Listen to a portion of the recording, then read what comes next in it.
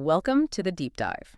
Today we're tackling, well, a pretty complex topic: deep vein thrombosis, DVT, and pulmonary embolism, or PE. You often hear them grouped together as venous thromboembolism, VTE. It sounds dense, I know, but we promise to make it clear. It's a field that's moving really fast. New research means the guidelines you thought you knew, they might be changing. That's right. Our source for this deep dive is a major update to a key medical standard just out in September 2024. And our goal here is really to boil it down, get rid of the jargon, and focus on the big strategic shifts in diagnosis and treatment happening right now. Okay, and let's jump right into maybe the most surprising changes first, because there are a couple of big ones. First up, diagnostics. Specifically for PE, things are getting simpler. There's this new algorithm, the YEARS algorithm. Yes, the YEARS algorithm. It's designed to triage patients more efficiently and, crucially, just as safely. Reducing unnecessary scans, like CT scans, is a major goal. Fewer scans, that's always good. And the second big change, this one sounds like a real reversal. It is. It's about non-drug treatments. For decades, we've recommended compression stockings to prevent long-term problems after a DVT, specifically Post-Thrombotic Syndrome, or PTS. Well, that's no longer standard advice. The evidence just doesn't support it for prevention anymore. It was dogma, really, and now it's essentially retired based on what we know today. Wow, okay. That's a big shift. So let's unpack the basics first. What exactly is VTE, and why are DVT and PE always talked about together? Well, VTE is the umbrella term. DVT is a blood clot in a deep vein, usually the leg. PE happens if a piece of that clot breaks off, travels through the bloodstream, and gets stuck in the lungs. They share the same underlying mechanism, you see. It's basically the same disease process manifesting in different locations, and they often happen together. When we talk about needing treatment, like blood thinners, we're mainly concerned about proximal DVT. That means clots in the thigh veins, above the knee.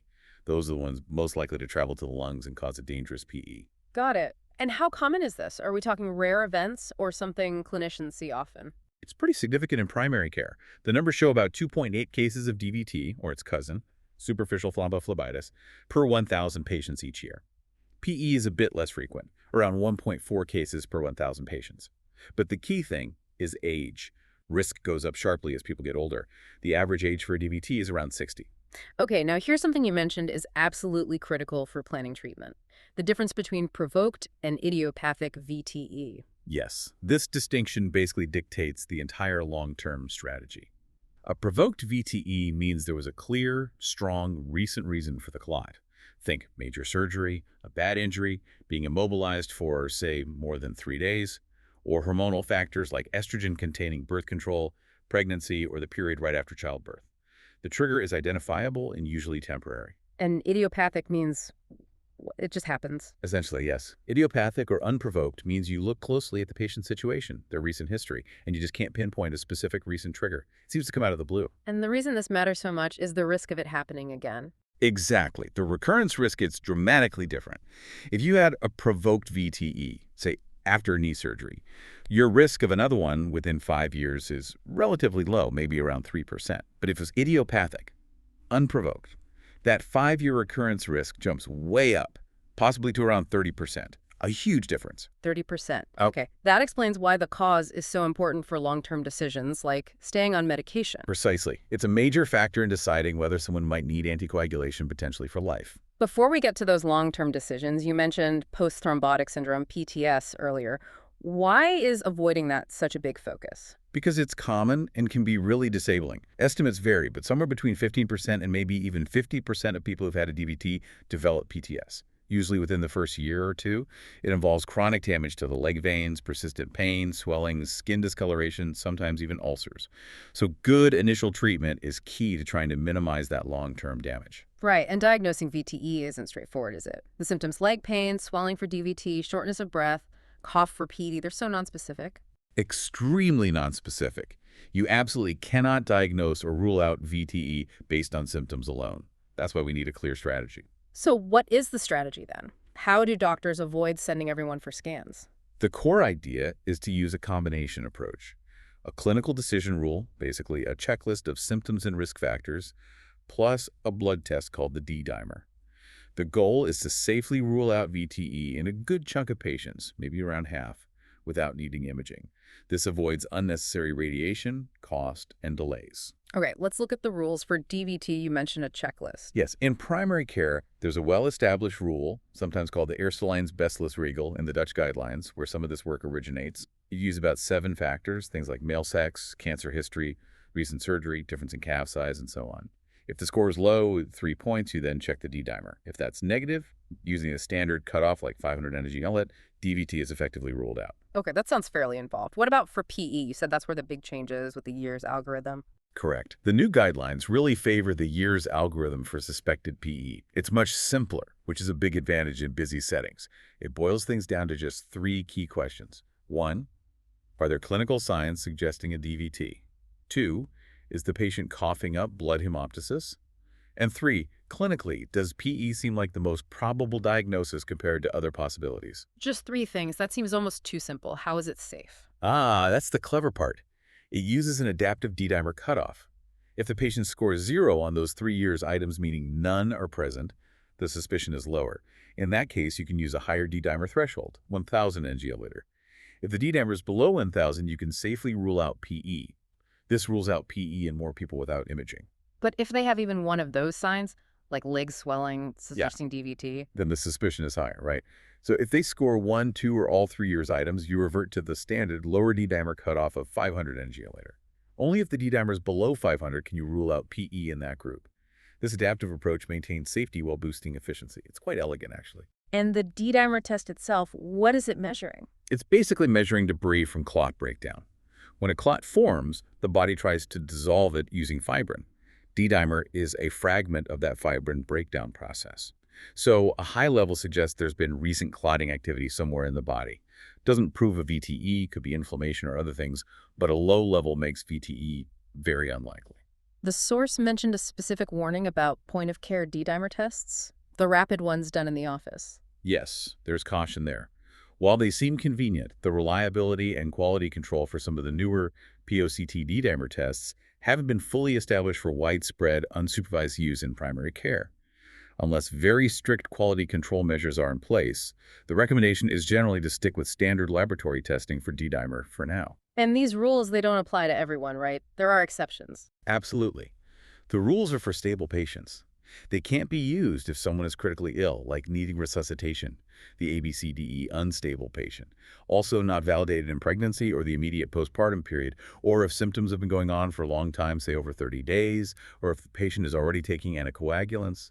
In those cases, you typically skip the rules and refer for imaging straight away. Clinical judgment always comes first. Always. Okay, let's pivot to treatment. This area has seen huge changes too, mainly due to one class of drugs. Definitely. The Direct Oral Anticoagulants, or DOACs, have really taken over as the preferred first-line treatment. They're favored over the older vitamin K antagonists, like warfarin. Why the preference?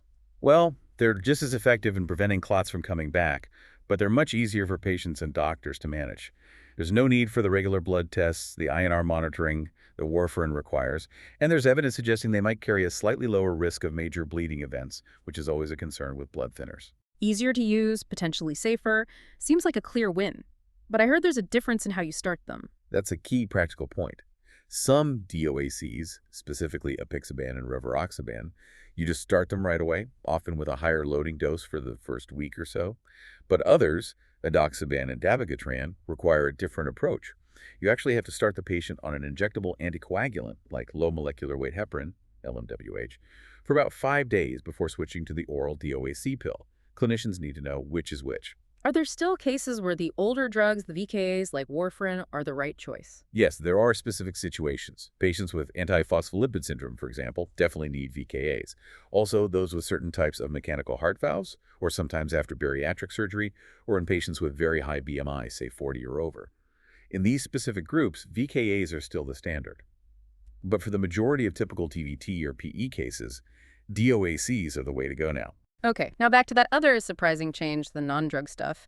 We talked about compression stockings, but also mobility. What's the advice now for someone just diagnosed with a DVT? Bed rest.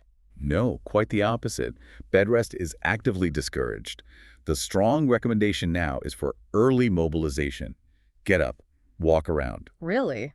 Isn't there a risk of the clot breaking off if you move? That was the old fear.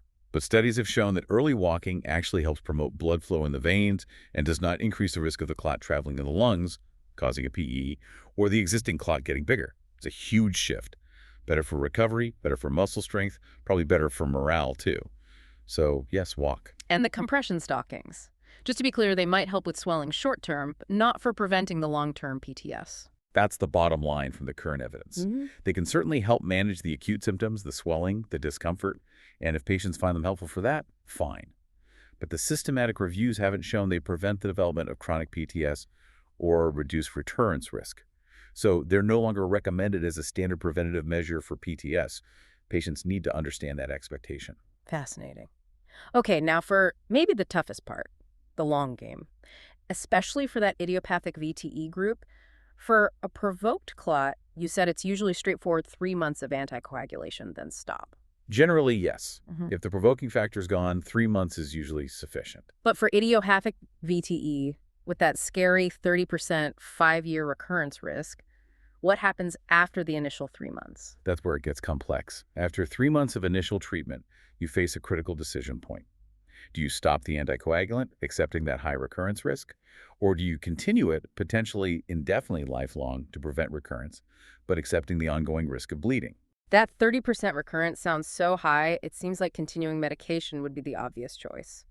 Why is it even a discussion? What's the bleeding risk you're trading off? That's exactly the crux of it. You're trying to prevent a potentially fatal recurrence, yes.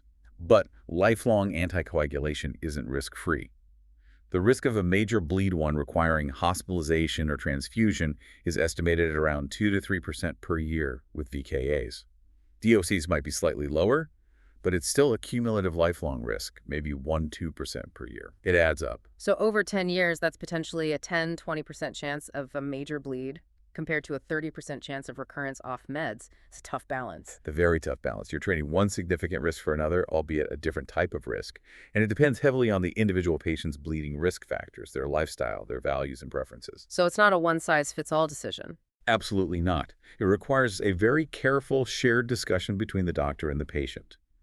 This is often why patients with idiopathic VTE are referred to a specialist, like an internist or hematologist, after the first 3 months. They can help formally assess the individual risks and benefits and guide that shared decision-making process. Though some primary care physicians comfortable with it might manage this discussion too. Makes sense. And quickly, what about aspirin? Does that play any role in preventing recurrence? Generally, no. Aspirin is not recommended for VTE recurrence prevention. There was some weak data suggesting a very small benefit, but it's not nearly as effective as anticoagulants, and the safety profile isn't necessarily better when weighed against that limited benefit. So anticoagulants are the standard if prevention is needed. Got it. One last specific situation. What about clots that are only in the calf veins, the smaller ones? Right, isolated distal DVT, or caffeine thrombosis. These often don't cause major problems. In fact, studies suggest maybe up to 92% might resolve on their own without any treatment. However, a small percentage can extend upwards into the proximal veins, increasing the risk. So the guidelines offer options, again based on shared decision-making. You could treat it like a proximal DVT for 3 months. Or, especially if symptoms are mild and risk factors low, you could offer watchful waiting with repeat ultrasound scans over the next week or two to make sure it's not progressing upwards. So even for smaller clots, it's a discussion. It often comes down to balancing the small risk of progression against the burden and risk of treatment. Okay, let's try to wrap this up.